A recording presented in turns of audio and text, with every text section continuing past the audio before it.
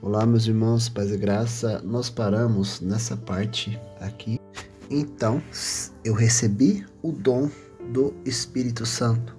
Ele que analisou a situação e viu que realmente era necessário receber esse revestimento de poder naquele momento.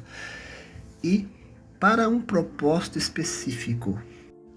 E agora nós vamos para o próximo episódio da nossa série, terceiro episódio.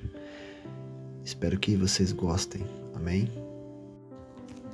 Eu agora falava em línguas estranhas, mas como disse, o dom de orar ou falar em línguas é um revestimento de poder para propósitos específicos.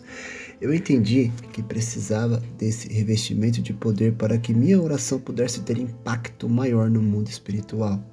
Sabemos que a palavra diz que aquele que ora em línguas edifica a si mesmo, como diz a palavra em 1 Coríntios 14:4, parte A. O que fala em língua desconhecida edifica-se a si mesmo.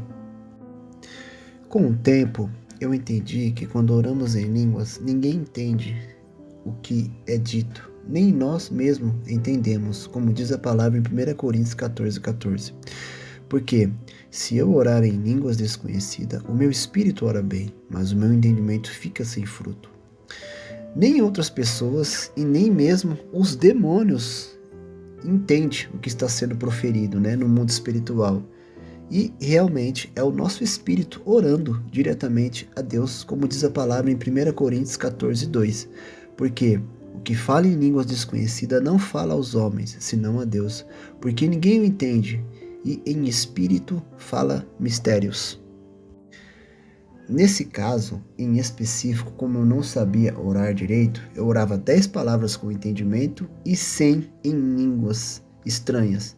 Eu não entendia, mas quando orava em línguas, me sentia fortalecido. Então eu falava em línguas o tempo todo em espírito. E esse revestimento foi extremamente importante para que eu pudesse continuar a minha caminhada cristã e me deu força para suportar o que estava por vir.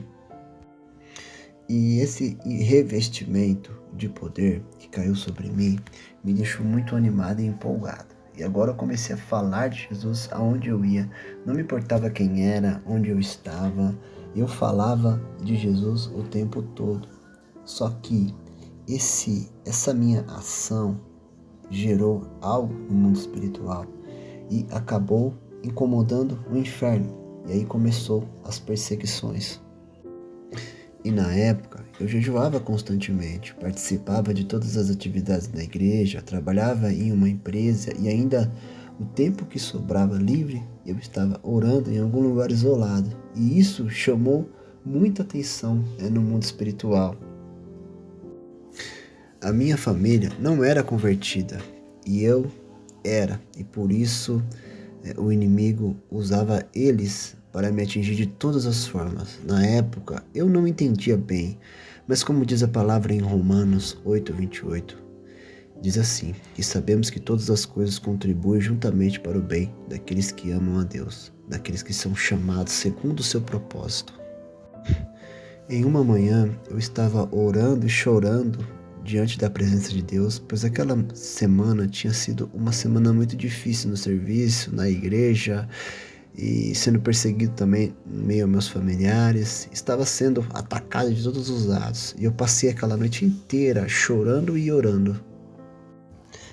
E de manhã, quase já amanhecendo, meu pai entrou ali no quarto onde eu estava e me chamou. Eu estava de joelhos. Eu levantei a cabeça e ele olhou no fundo dos meus olhos, apontou ele em minha direção e me disse assim: "Você é louco, é um fanático." E virou as costas e foi embora para o trabalho dele. Aquilo doeu mais que um soco na cara, porque afinal de contas eu estava no caminho certo, servindo a Deus. Eu tinha entregado tudo no altar. Eu simplesmente, naquele momento, cravei os 2 joelhos no chão e peguei uns 3 travesseiros, pressionei em cima da cabeça e chorei e gemi, que parecia que meu corpo ia se rachar ao meio, de tanto que gemi e chorei naquela manhã.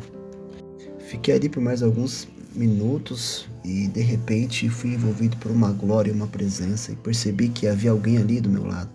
De repente eu ouvi uma voz que me disse bem assim: "Ainda que seu pai e a sua mãe te rejeitem, eu, o Senhor, jamais te rejeitarei." E a partir de hoje, eu sou seu pai. E a Bíblia diz em Salmos 27:10, diz assim: porque quando meu pai e minha mãe me desampararem, o Senhor me recolherá. E ali eu fui consolado, renovado, restaurado. Foi uma experiência muito impactante, porque a partir daquele dia eu descobri que tinha um novo pai. E o meu pai era simplesmente o criador de todo o universo. E a partir desse dia, o que eu queria, eu pedia diretamente a Deus.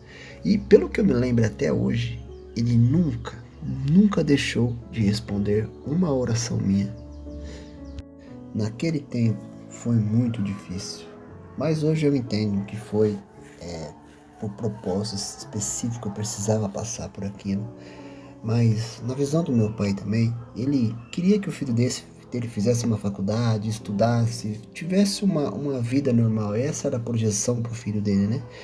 E todos os dias ele simplesmente via o filho dele no quarto orando e falando de Deus, buscando a Deus, passando horas e horas e horas e horas e horas, a vida inteira dele praticamente, na adolescência ali, entregando a vida para Deus. Então eu até entendo a mente dele, a cabeça dele, porque realmente ele projetou algo, aí ele imaginava algo, mas agora ele vê o filho dele na mente dele como um fanático, como um louco, né? Mas na época realmente foi muito difícil, porque eu era novo convertido, eu estava começando. Aquilo para mim foi uma, uma facada assim, como se fosse uma facada no coração. Era meu pai, né? Mas hoje eu entendo que foi necessário acontecer isso. E aqui nós encerramos o terceiro episódio da nossa série e aguardo você nos próximos episódios dessa jornada. Deus abençoe.